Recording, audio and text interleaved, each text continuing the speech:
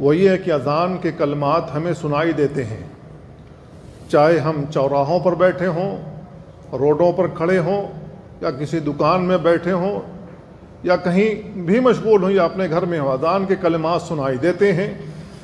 تو ایسی صورت میں سنت یہ ہے کہ ہم اذان کے وہ کلمات اپنی زبان سے دہرائیں، ویسے ہی کہیں جیسے مؤذن کہتا ہے، اور حی علی الصلاۃ حی علی الفلاح پر لا حول ولا قوت الا باللہ پڑھیں۔ نبی کریم صلی اللہ علیہ وسلم کی حدیث آتی ہے اس سلسلے میں، آپ نے بیان فرمایا اذا سمعتم المؤذن، جب مؤذن سے سنو کہ وہ ندا لگا رہا ہے، اذان دے رہا ہے، فقولوا مثل ما یقول المؤذن، تو اسی طریقے سے کہو جس طریقے سے مؤذن اذان کے کلمات کہتا ہے۔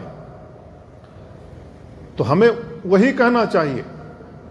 اب کوئی گانا سن رہا ہے، بات کر رہا ہے، خاموش ہو جانا چاہیے اور اذان کے کلمات اپنی زبان سے دہرانے چاہیے۔